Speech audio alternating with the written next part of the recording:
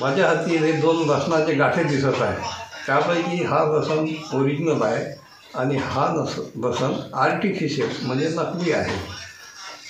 काल फेरीवाले जे येतात भाजीपाला विकणारे त्याच्याकडून माझ्या मिसेसनी लसण घेतला.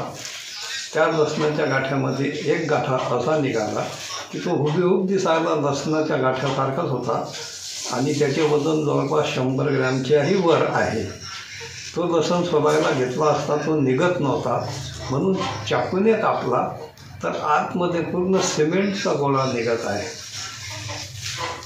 आणि लसणाचे भाव सध्या गगनाला भिडलेले असल्यामुळे काही फेरीवाले, काही किरकोळ विक्रेते त्यांच्या थोड्याफार फायद्यासाठी ग्राहकांची अशी घोर फसवणूक करत आहेत.